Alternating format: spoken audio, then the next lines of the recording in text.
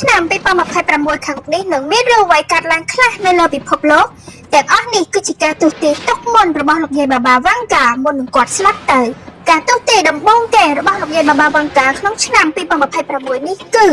សង្គ្រាមលោកលើកទី3នឹងបានផ្ទុះឡើងហើយការផ្ទុះសង្គ្រាមលោកលើកទី3នេះលោកយាយបាបាវ៉ាន់កាបាននិយាយថាគឺវាបណ្ដាលមកពីការលោភលន់មហិច្ឆតានៃអំណាចការឈ្លានពាននិងការអួតសម្ញែងសភាវុធទំនើបផ្សេងៗរបស់ប្រទេសមហាអំណាចមួយចំនួនដែលអាចឈានទៅរកការផ្ទុះអាវុធនុយក្លេអ៊ែរដែលធ្វើឲ្យមានវិនាសកម្មនៅលើពិភពលោកផងដែរដោយអ្នកនរគ្នាឃើញស្រាប់ហើយសង្គ្រាមខ្មែរថៃមិនតាន់ចាប់ស្រួលបួផងឥឡូវក៏មានសង្គ្រាមរវាងតៃវ៉ាន់និងប្រទេសចិនថ្មីៗនេះផងដែរហើយការទស្សន៍ទាយរបស់លោកយាយបាបាវ៉ាន់កាទី2នោះគឺគ្រោះមហន្តរាយនៃធម្មជាតិដែលលោកយាយបាននិយាយថានឹងមានការផ្ទុះភ្នំភ្លើងដ៏ធំសម្បើមចេញពីបាតសមុទ្រដែលយើងទាំងអស់គ្នានឹកស្មានមិនដល់ដែលអាចធ្វើឲ្យប្រទេសមួយចំនួនលិចលង់នៅក្នុងបាតសមុទ្រផងដែរហើយប្រទេសនោះនឹងសង្ឃឹមថាជាប្រទេសសៀមចុះទី3ដែលលោកយាយបានទស្សន៍ទាយគឺការបម្រែបម្រួលអាកាសធាតុដែលយើងទាំងអស់គ្នានឹកស្មានមិនដល់ប្រទេសដែលធ្លាប់តែក្តៅហួតហែងប្រែមកទៅជាទឹកកកហើយប្រទេសដែលធ្លាប់តែរងាធ្លាក់ព្រិលនិងមានភ្នំទឹកកកបែរក្លាយទៅជាក្តៅនិងរលាយភ្នំទឹកកកអស់រលីងទី4នៃការទស្សន៍ទាយរបស់លោកយាយគឺការរីកចម្រើនខ្លាំងនៃប្រព័ន្ធ AI ដែលការរីកចម្រើននៃវិទ្យាសាស្ត្រប្រព័ន្ធ AI នេះធ្វើឲ្យមនុស្សគ្រប់គ្នាភាគច្រើនងាយស្រួលហើយក៏មានភាគច្រើនរងទុក្ខផងដែរដោយប្រព័ន្ធ AI នេះមានសមត្ថភាពពិសេសវៃឆ្លាតលើសពីមនុស្ស AI អាចព្យាបាលមនុស្សបានអាចព្យាបាលជំងឺដែលយើងនឹកស្មានមិនដល់ព្យាបាលតែមានចំណុចមួយដែលខ្ញុំថាមនុស្សគ្រប់គ្នារងទុក្ខដោយសារ AI នោះគឺការ scam របស់ AI អញ្ចឹងយើងគ្រប់គ្នាគួរតែជៀសវាងនិងប្រយ័ត្នគ្រប់ពេលវេលាទី5ទ្រព្យសម្បត្តិដែលមានតម្លៃបំផុតនៅក្នុងឆ្នាំ2026ដែលលោកយាយបានទស្សន៍ទាយនោះគឺមាសនិងគ្រីបតូ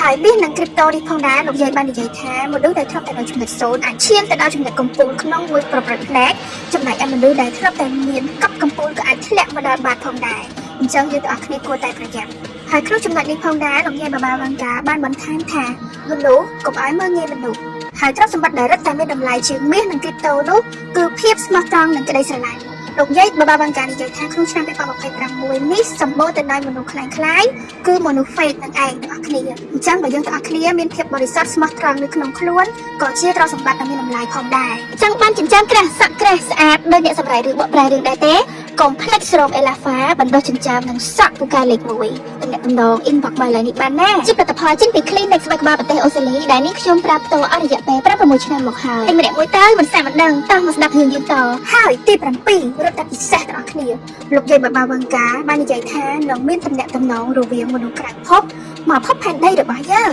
ចំណុចនេះគឺតេតិងមែនតើសម្រាប់ខ្ញុំពីព្រោះខ្ញុំជឿចិត្តអេលៀនទាំងអស់គ្នាហើយលោកយាយបានបន្ថែមទៀតថានៅពេលដែលសង្គ្រាមលោកលើកទី3ហ្នឹងណាគឺដូចថាមានសម្លេងខ្លាំងផ្ទុះទៅដល់អេលៀនមកចេះទាំងគ្នាហ្នឹងនៅលើក្នុងវីដេអូដែលគេនិយាយតគ្នាមកហ្នឹងណាដែលធ្វើឲ្យអេលៀននិងសភាវៈមានជីវិតនៅភពក្រៅអាចដឹងឮនៃភពផែនដីរបស់យើងហើយចុះមិនមកជួយមនុស្សនៅលើភពផែនដីអញ្ចឹងពួកយើងទាំងគ្នាមានតែចាំមើលទេទាំងគ្នាហើយនៅពេលដែលស្ដាប់ការទស្សន៍ទាយរបស់លោកយាយហើយទាំងគ្នាកុំភ័យកុំកេងភ័យកុំអីយើងនៅតែទៅរៀនរកស៊ីធ្វើការធម្មតាទៅទាំងគ្នាហើយលោកយាយបាបាវ៉ាន់កាមុននឹងគាត់ស្លាប់ទៅនិយាយទៅគឺគាត់ទស្សន៍ទាយដល់ឆ្នាំ5000ហើយឆ្នាំ5030ជាងគឺជាវិនាសកម្មនៃភពផែនដីនឹងត្រូវរលាយប៉ុន្តែឥឡូវខ្ញុំសូមនិយាយមួយឆ្នាំសិនចាំ2027ខ្ញុំចេញវីដេអូប្រាប់ទៀតឲ្យអ្នកនរគ្នាដឹងបើយើងនិយាយសរុបចឹងខ្លាចអ្នកនរគ្នាភ្លេចអញ្ចឹងខ្ញុំនឹងអាប់ដេតរាល់ឆ្នាំប្រាប់អ្នកនរគ្នាតាមលោកយាយបាបាវ៉ាន់កាមុននឹងគាត់ស្លាប់ទៅហ្នឹងអ្នកនរគ្នាគឺគាត់តែងតែនិយាយថាឲ្យមនុស្សទាំងអស់គ្នាព្យាយាមធ្វើតែល្អទៅមិនថាជាតិសាស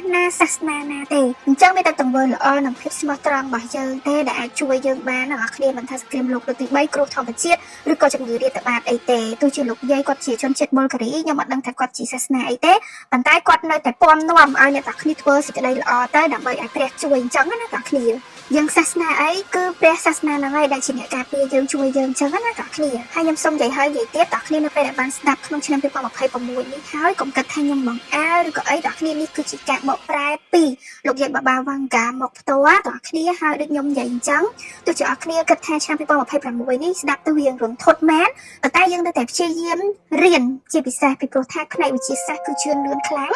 ហើយយើងនៅតែរកស៊ីធ្វើការដូចធម្មតាហើយនឹងមានសេចក្តីស្មោះត្រង់ចេញពីចិត្តនឹងគឺជាឲ្យមានស្ត្រីហើយឆ្នាំ2026 2026នេះក៏មានការទស្សន៍ទាយពីតុក្កតា Simpson ផងដែរបើសិនជាអ្នកទាំងគ្នាចង់ឲ្យខ្ញុំនិយាយពីតុក្កតា Simpson នោះអាច comment នៅខាងក្រោមវីដេអូនេះបានអរគុណដល់អ្នកគ្នាដែលបានរងចាំទស្សនាពីដើមដល់ចប់ហើយសង្ឃឹមថាអ្នកគ្នាចូលចិត្តហើយខ្ញុំនឹងដកស្រង់រឿងចំណុចចម្លែកនៅលើពិភពលោកពីការទស្សន៍ទាយរបស់អ្នកល្បីៗអ្នកទាំងគ្នាបានស្ដាប់កំសាន្តទៀតបាយបាយជួបគ្នាវីដេអូក្រោយ